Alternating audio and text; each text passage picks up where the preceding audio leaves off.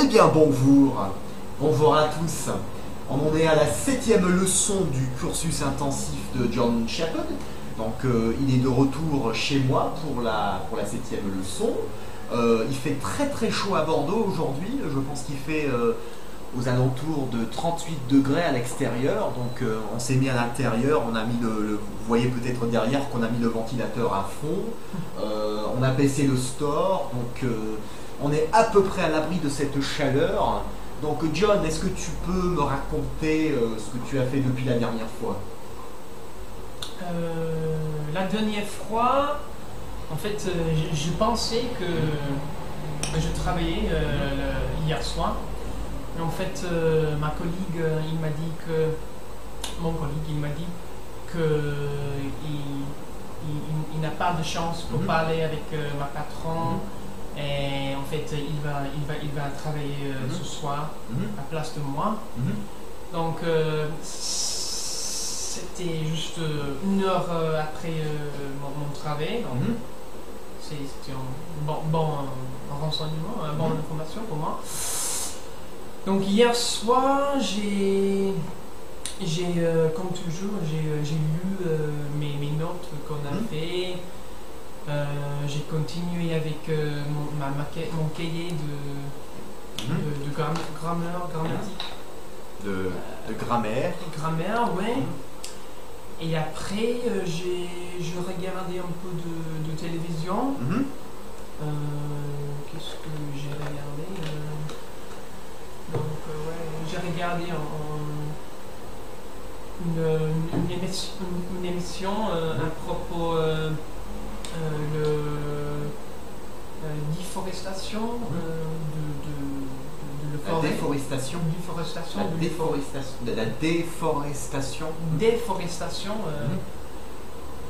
forêt.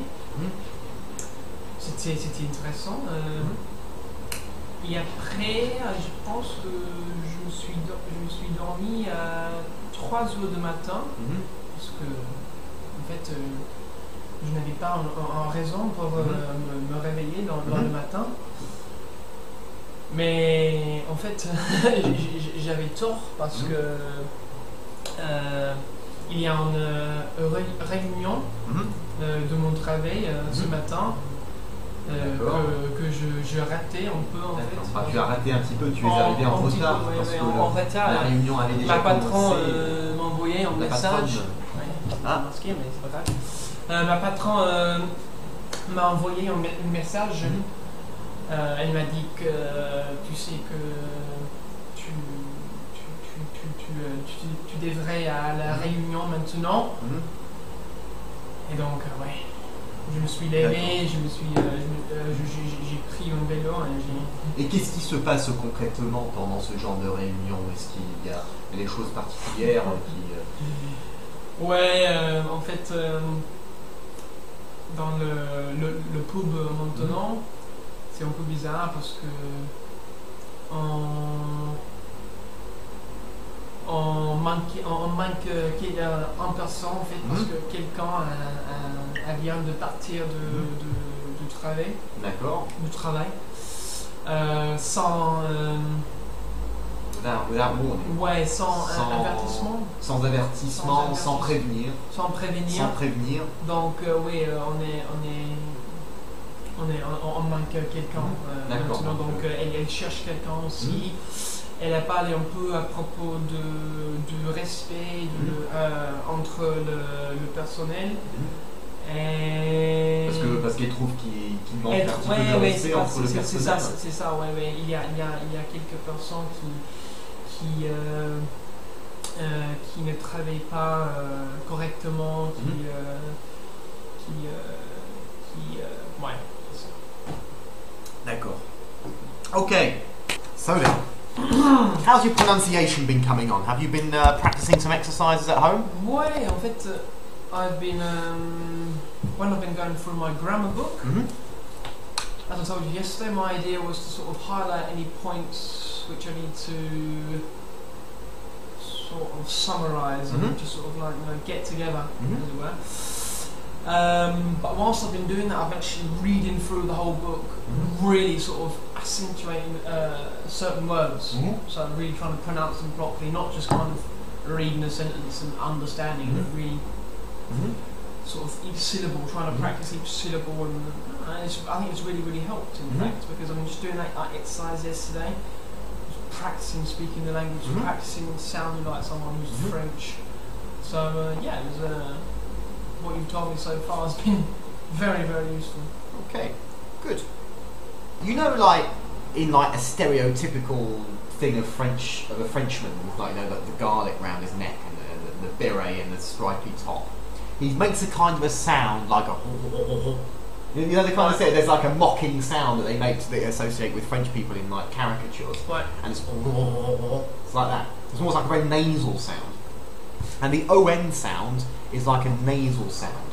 Comes from So this one is fondre, fondre, and this one is fendre. fondre, Fondre, fondre, fondre, fondre, very nasal. Fondre fondre, and fendre, fondre. and allons, Allons, allons, allons, allons, allons, allons. allons, You see, just the first one is just ever so slightly more nasal. allons. Yeah, exactly. This one is Ton, tot, no, this is ton, ton, ton, tot, ton, and ton. ton, ton. This one is Pondre, pondre, pondre, et penser. Raison, raison, raison, et parent, et parent. parent, parent. Raison Pa, et parent. parent. Okay, so can you tell me what these words mean? Do you know these? Do you know the meaning of these words? That is to melt. To melt, yeah. Maybe. That is, I do not. It's not a very common word. It's just I just chose it. I just chose it because it was very close to fondre. Fondre is to chop, like to chop wood. Fondre. Fondre du bois is to chop wood. Okay. Allons. So we go. Allons. And this is that allons. is going. Yeah, going. Going. It's Yeah. like So a- like it's with what we call a present participle. going. This is tuna. To Tom, you can't really translate. It's like a Right, preposition. it's my preposition with que next to me, right? Pondre. Pondre. Pondre. To ponder? No. Pondre. No, I'm not sure. Pondre is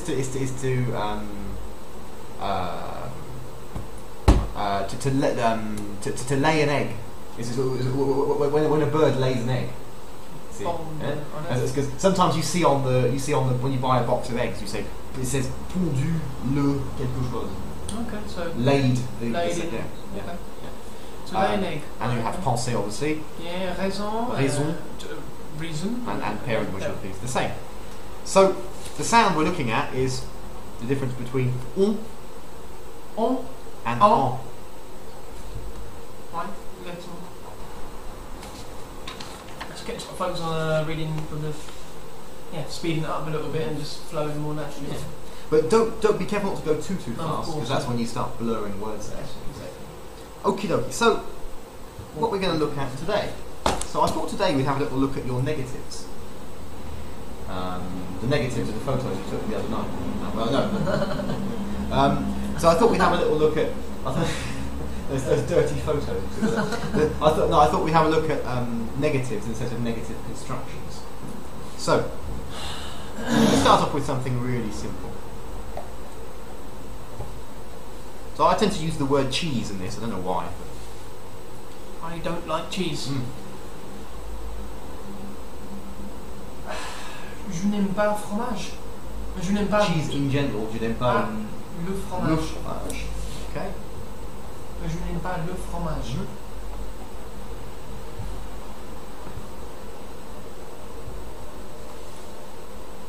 I don't have any cheese.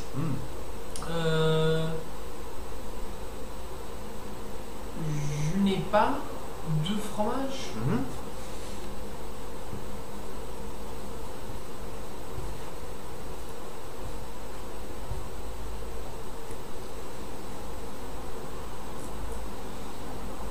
Je n'ai que la crème.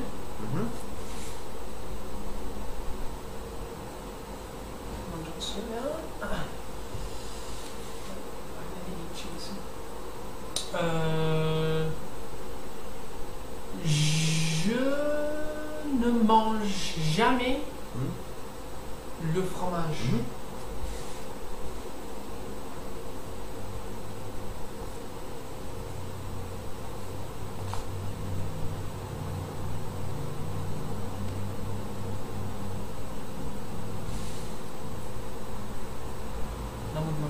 none of my colleagues are German.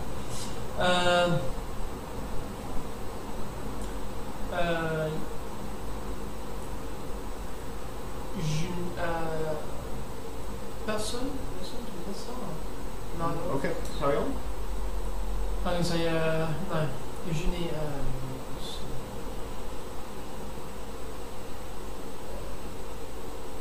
il y a personne qui est tellement dans mon travail, n'est-ce pas?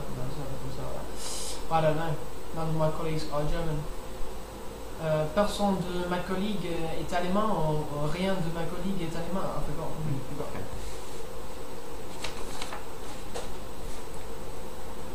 So let's try.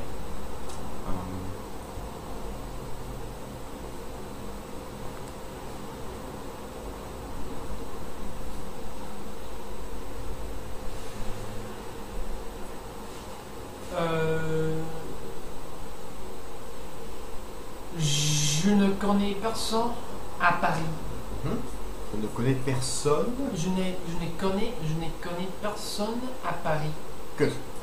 So, how do we construct negative constructions? I mean, you have a mathematical mind, which is useful because negative constructions in French are a bit like algebra. They work like parentheses, they work like brackets, in the sense of we have a start, an open bracket, and we have a closed bracket. And the thing that we're negating always goes in between those two constructions. So the opening bracket for a negative construction is almost always going to be no. No. Exactly. And then we have whatever it is that we're putting in there. So for example, if you want to say ne pas, just means not in the sense of it's not something, or I don't do something. If it's something, I only have something. Ne que. If it's nobody. Ne personne. Never. If it's never, it's ne. Jamais. Jamais. What about nowhere? Nowhere. We're on a road to nowhere. I don't know. Nowhere is nulle part. Ah, Nulle part. I don't know. There's another one as well, which I forgot what it was. Ne nulle part, ne jamais, ne personne, ne que, ne pas. And the one you're probably thinking of is ne aucun. No, wasn't that? So these are the most common ones. Okay. What's aucun? That's no one or. Right, ne aucun is none, but in the sense of really not a single one. Yeah, aucun person. Yeah. Aucun is really like in the sense of not a single one. And it's important to make that difference because... We try that next time. Yeah. Ne aucun is no one, but in the sense of not a single one. Okay. So, it's quite simple. When we use these constructions, we just put whatever it is that we're saying, or the thing that we're negating, just goes in between the ne pas, the ne que, the ne personne, the ne jamais, etc. So if we have a past construction, past construction, je n'ai pas. Yeah, je n'ai pas something. So it's not. It's only the verb that goes in between it. One other thing, very important. How would you say?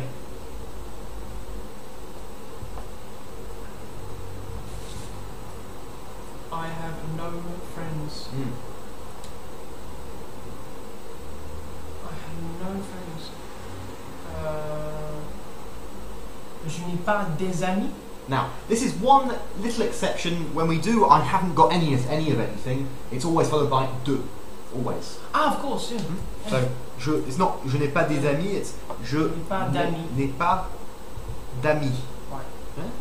Or I have no car. Je n'ai pas de voiture. de voiture. C'est pas de la voiture. Exactly. Je n'ai pas de voiture. So the de is always, when it's negative, and you say only when it's negative. you haven't got something, it's always going to be invariably with a de afterwards. See what I said to begin with when you said to me, I don't like cheese. I wasn't sure if to put the le in front of the fromage. Now that's fromage different or not. because it's not that you haven't got any. It's no, I'm saying just forgetting about that subject there. Like when you come at the first one, there's always the cheese. It's always le or something. If it's the sense of the idea of something in general, or something where in English we would just say cheese. Yeah. In French you have to have an like article. cheese. Je n'ai pas le fromage.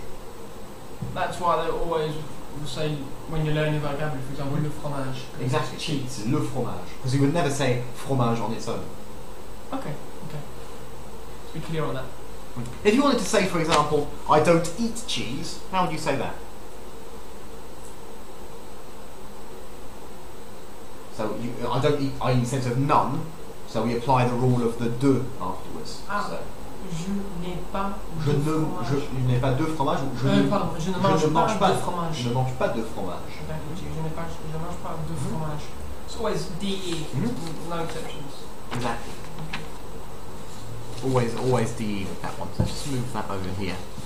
So here's our sort of basic rules for the negatives. Okay. Now,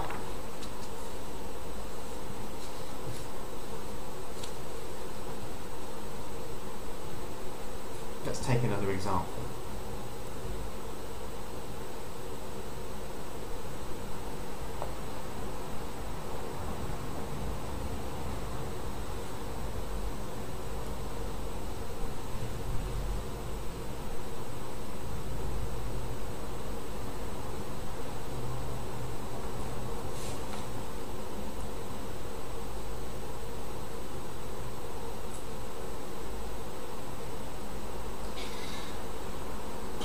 Il n'y a personne qui aimait de la nourriture anglaise. You could say il n'y a personne qui aime la nourriture anglaise. Like you could say if you wanted to say that. Yeah, il n'y a personne qui aime la nourriture anglaise. You could say that and people would understand you. But it's actually there's another way of doing it. So when we've got a sentence like this and we're saying and we're negating a particular thing, that's okay. But when we're starting the sentence with a negative construction, we have to actually say the word for nobody, which is the same. Personne. So we can actually start. Personne. M. Now, this is a slight difference because in English we can't have a double negative. Whereas in French, whereas for us personne means nobody already, so we would keep it as a positive. In French, when you use a negative at the start of the sentence, you have to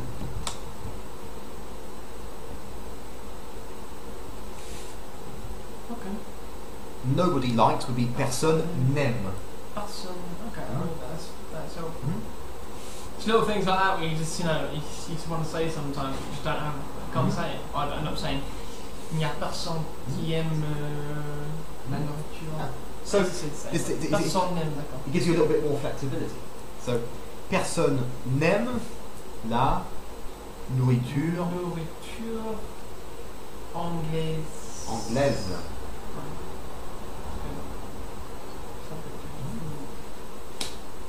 So one thing that's always, when we use these negatives, we always have a third person. So it's not a plural or a bit, it's always a third person. Okay. So coming back to the sentence, none of my colleagues are German. Now, so we've got ne aucun, which is not a single one. Donc,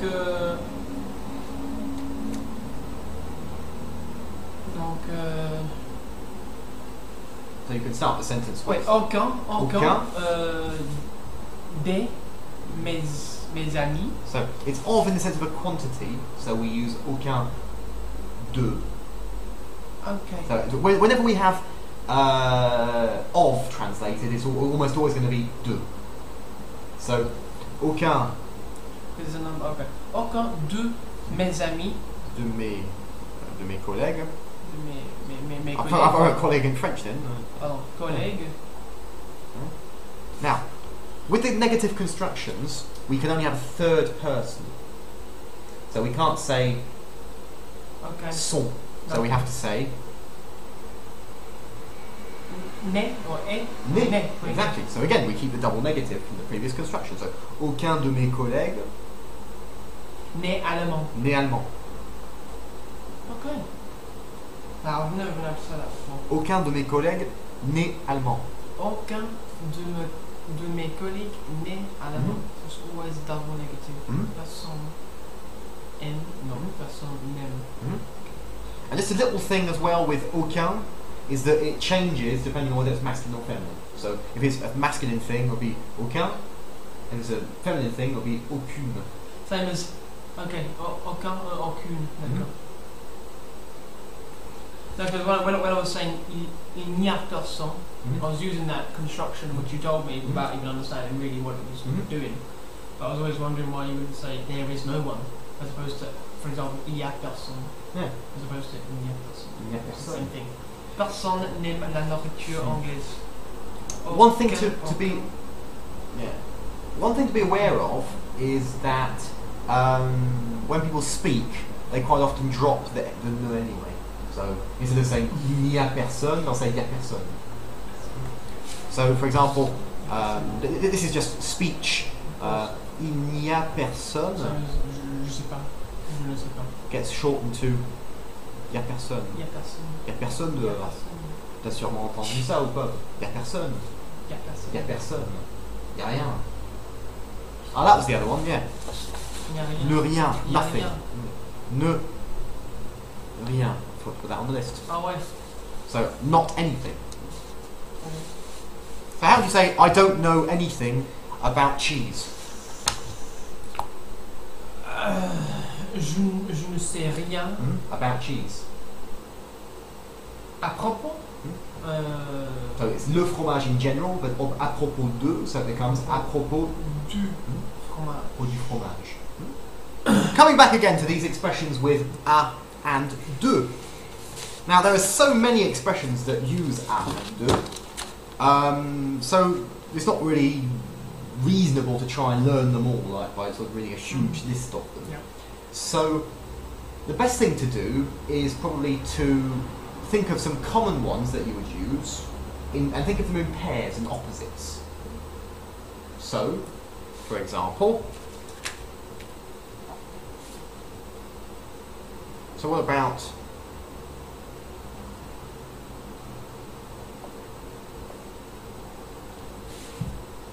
partir de, to venir leave de. from a place, and then to partir, and then to arrive would be Arriver de. Voilà, je me suis rajouté partir de, venir de, arriver à. yeah, you leave from a place and you arrive at a place. Yeah. So partir de, arriver à. Okay, yeah, makes sense. Yeah. You can actually say arriver de as well, but that means that you've just arrived from a place. Okay. But to keep it a little bit simple for the moment.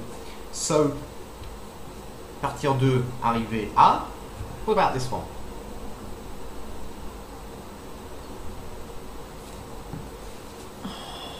So, do we commencer de ou do we commencer à? Ah. Commencer à. Ah, faire quelque chose. Exactly. And what about arrêter? De. Arrêter de faire quelque chose. Right, give me another example of another kind of pair of verbs like that.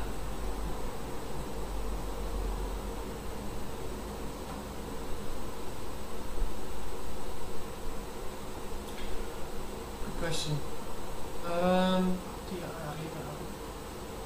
So we've got also, we've seen a couple of them. We've seen penser à, and we've also got penser de.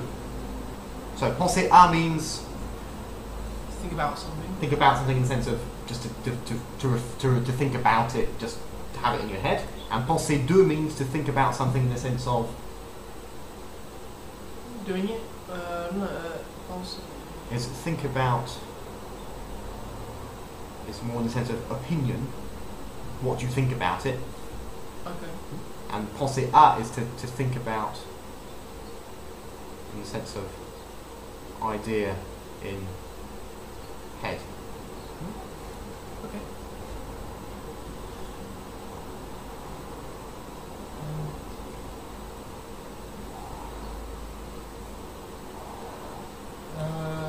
S'habituer à. S'habituer à.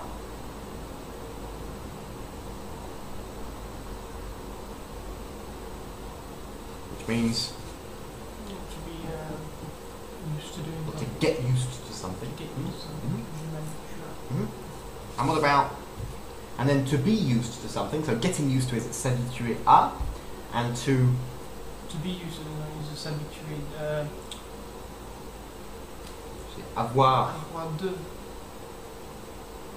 Avoir. Avoir l'habitude de. Got that one.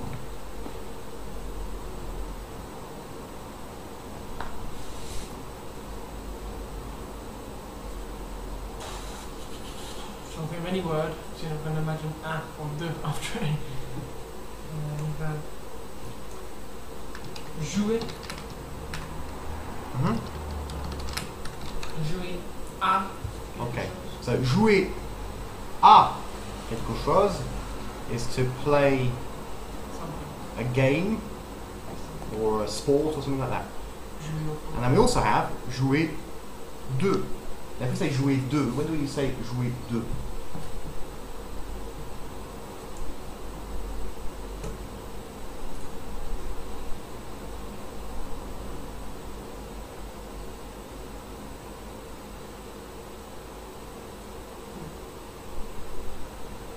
Jouer de is to play an instrument. Ah ouais. Oui. So I play the guitar is je joue de la guitare. La guitare, ouais. Ouais.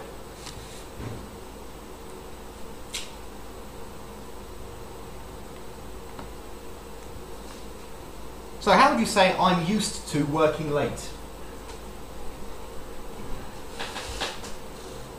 Je m'habitue à I travailler. am used to, not I mean I'm getting used to, but I am used to.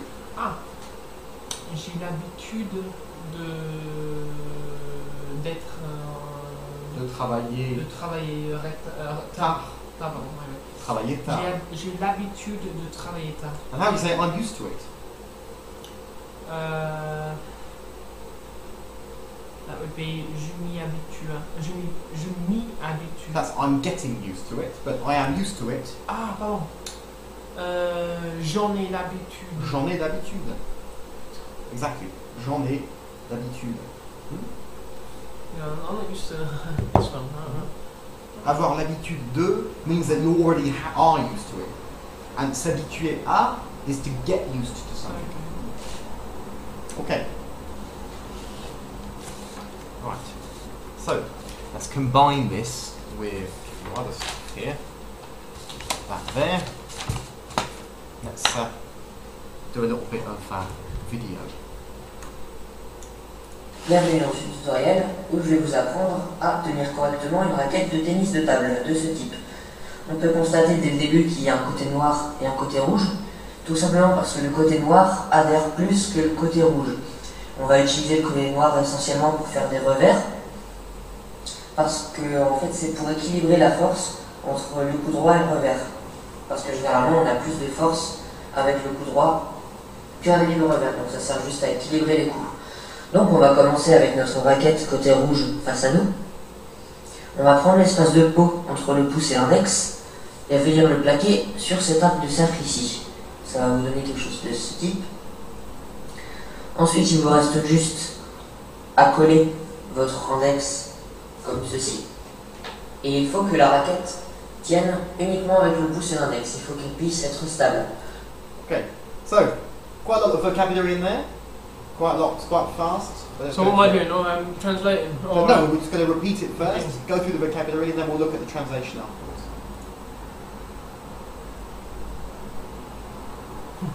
Doing that again. Oh. Bonjour, bonsoir à toutes et à tous. bonjour, something à tous. Bonsoir, bonjour, bonsoir à toutes et à tous. À toutes et à tous. Now that's just a more polite way because you're saying toutes in the sense of all ladies and gentlemen instead of just everybody. Ok, bonsoir à tous. À toutes et à tous. Bienvenue dans ce tutoriel. Bienvenue à un petit Dans ce tutoriel. Dans ce Où je vais vous... Dans ce tutoriel. Bienvenue dans ce tutoriel où je vais vous apprendre à tenir correctement une raquette de tennis de table. où nous allons apprendre à tenir la raquette. Une raquette de tennis de table. Une raquette de tennis de table. De ce type. De ce type. De ce type. Of this type. Ouais. De ce type. On peut constater dès le début qu'il y a un côté noir et un côté rouge.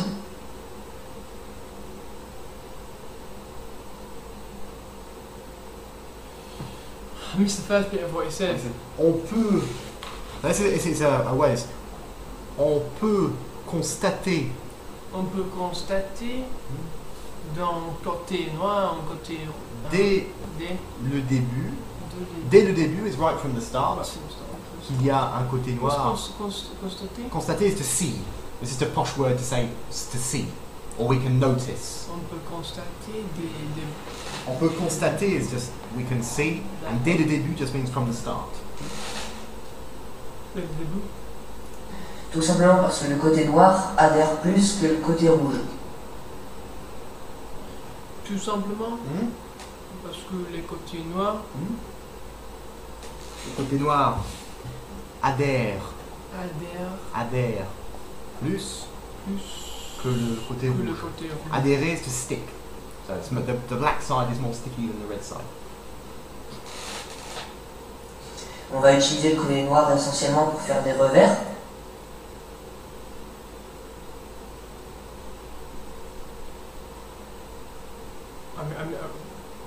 Missed it. On va utiliser On va utiliser le côté noir la côté noir principalement pour faire le revers. des revers, which is backhand, faire des revers, Parce que en fait c'est pour équilibrer la force Parce que en fait c'est pour équilibrer la force entre le coup droit et le revers. entre le côté noir et entre le coup droit. Un coup droit is a forehand. forehand. Ok, le coup droit. Le coup droit is the forehand and le revers is the backhand. Le revers, d'accord. Le coup droit et le revers. Parce que généralement on a plus de force avec le coup droit qu'avec le revers. Donc ça, Plus de force. Parce que généralement on a plus de force. Parce que généralement on a plus de force avec le coup droit que le revers. Qu'avec le revers. Voilà, on a plus de force avec le coup droit qu'avec le revers. ça sert juste à équilibrer les coups. C'est juste à équilibrer. Ça sert à. It does the job of. Ça sert à Équilibrer les coups. Et tout. Donc on va commencer avec notre raquette côté rouge face à nous. Donc on va commencer avec ce raquette à côté rouge. Notre raquette côté rouge. Notre raquette à côté rouge. Facing us. Ah ouais, mais en face de nous. Face à nous. En face à nous. Face à nous. So, again. Call it a racket or a bat. Hi, I'm Alex Rosero from Pings. It's a bit loud, isn't it? Get a grip.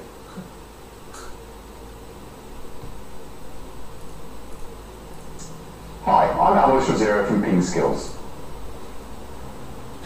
Bonjour, je suis Alex super arts de ping skills.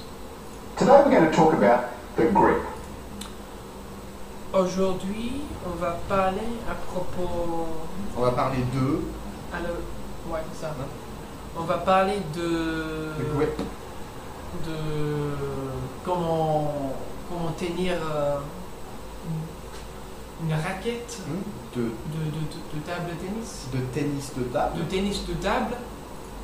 There are two main ways of holding the table tennis bat. Il y a deux manières. Principalement de tenir une raquette de tennis de table.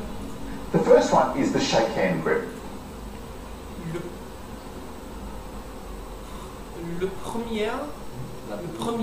La première façon est c'est the shake hands grip. C'est comme si on serrait la main à quelqu'un. C'est comme si on serrait la main à quelqu'un. C'est comme si on serrait la main à quelqu'un. C'est comme si on serrait la main à quelqu'un. So as the name suggests, it's like Donc, comme le nom suggère, the first one is the shake hand grip.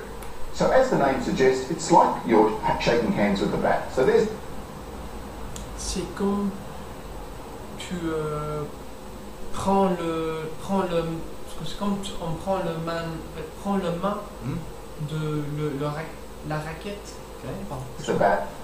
You're shaking hands with it. You have your pointer finger across the bottom. Donc tu serres la main de la raquette. Tu prends tu mets ton index. Tu mets ton index Across à travers the bottom. le dessous. Le dessous is like the bottom in the sense of the underside. Alors donc Le bas. le bas. Vers le bas. One side of the racket, and you have your thumb across the bottom of the other side. Donc tu as ton doigt, ton index à une côté sur un côté, sur une face de la raquette. Une face de la raquette. Et sur l'autre face. Tu as ta pouce. Ton pouce.